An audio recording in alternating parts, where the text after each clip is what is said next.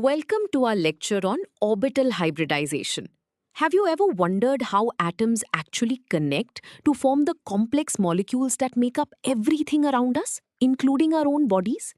Today, we are going to explore the ingenious way atoms reshape their electron clouds to build strong, stable structures. Let us dive in. To understand hybridization, imagine you are an artist trying to paint a perfectly uniform pink wall. But you only have pure red and pure white paint. If you just slap them on the wall separately, you get a messy, uneven pattern. To get the perfect pink, you must first mix them thoroughly in a bucket. Once mixed, every single drop is exactly the same perfect blend. In chemistry, atoms do something very similar. Instead of using their pure, unmixed atomic orbitals, they mix them together to create brand new, identical hybrid orbitals for bonding. Now that we have an intuitive picture, let us look at the formal definition. Orbital hybridization is a theoretical model in quantum chemistry that describes the mathematical mixing of atomic orbitals on a single central atom. When an atom prepares to form covalent bonds, its pure atomic orbitals, like the spherical s orbitals and dumbbell-shaped p orbitals, combine. This forms an equal number of new orbitals called hybrid orbitals.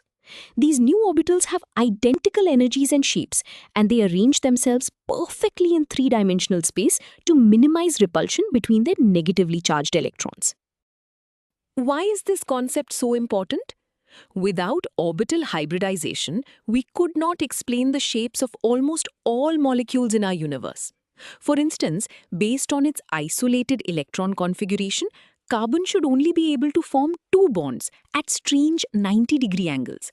But in real life, carbon forms four incredibly strong, perfectly symmetrical bonds in molecules like methane.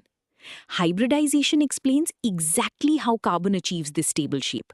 By understanding this, scientists can predict the complex three-dimensional structures of DNA and proteins and even design new life-saving drugs that fit perfectly into biological receptors. Moving from the physical importance to the math. Because orbitals are essentially probability waves of finding an electron, we treat hybridization mathematically as the linear combination of atomic wave functions. Here is the formula. Psi hybrid represents the wave function of the newly created hybrid orbital. The other psi symbols represent the pure, unmixed atomic orbitals of the central atom, like S and P. The C symbols are mixing coefficients. These are simply numbers that tell us how much of each pure orbital is contributing to the final shape. If a coefficient increases, that pure orbital contributes more, altering the hybrid's shape and energy to maximize bond strength. Let us see this in action with our first example, determining the hybridization of carbon in methane, CH4. We need to explain how one carbon atom forms four perfectly identical bonds with four hydrogen atoms. First, we look at the ground state electron configuration of an isolated carbon atom. The 2s orbital is full and the 2p subshell has only two unpaired electrons. Since covalent bonds require sharing unpaired electrons, this ground state could only form two bonds. This completely contradicts the physical reality of methane.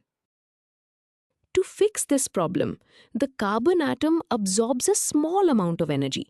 This promotes one electron from the full 2s orbital up into the empty 2pz orbital. Now we have the excited state of carbon. It has four unpaired electrons, meaning it is finally ready to form four bonds. However, one electron is in a spherical s orbital and three are in dumbbell-shaped p orbitals. If it bonded right now, the bonds would have different lengths and energies, which we know is still incorrect for methane. To make all four bonds perfectly identical, the atom mixes its one 2s orbital and its three 2p orbitals together. This mathematical blending produces four brand new, completely identical orbitals called sp3 hybrid orbitals. Because electrons repel each other, these four hybrid lobes spread out as far away from each other as possible, forming a perfect tetrahedron with bond angles of 109.5 degrees. This gives us our final result, showing exactly how the highly stable methane molecule is formed. Let us visualize this transformation. On the left side of this diagram, you can see the pure atomic orbitals, the spherical s orbital and the three dumbbell-shaped p orbitals, aligned along the x, y, and z axes. When hybridization occurs, represented by the arrow, these orbitals mathematically mix. The result on the right is four identical sp3 hybrid orbitals. Notice how they are shaped differently from the originals, with one large lobe and one small lobe.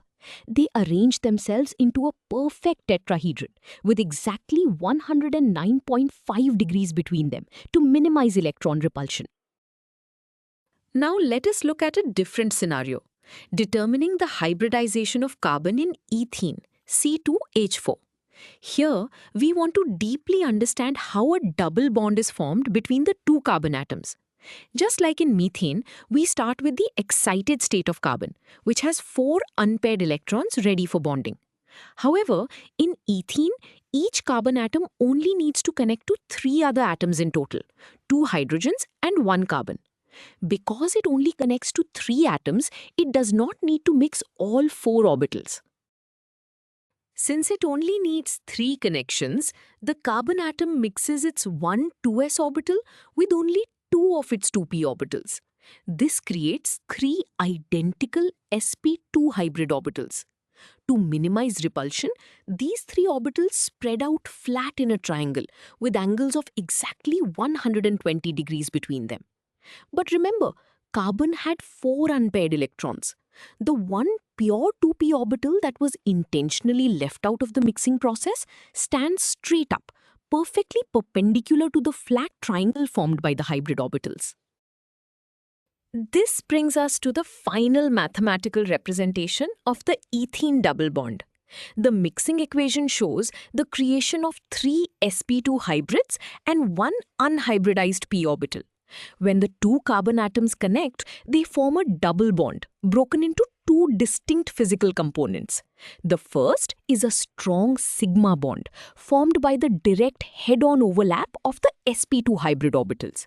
The second is a pi bond, formed by the weaker sideways overlap of the unhybridized p orbitals, standing parallel to each other. Together, they create the rigid double bond. Let us summarize what we have learned today. Orbital hybridization is a powerful conceptual tool that explains how atoms reshape their electron clouds.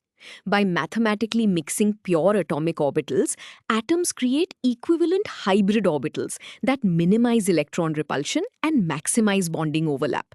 We saw how sp3 hybridization creates the tetrahedral shape of methane and how sp2 hybridization creates the flat geometry and double bonds of ethene. Ultimately, hybridization perfectly bridges the gap between abstract quantum mechanics and the tangible three-dimensional shapes of the chemical world.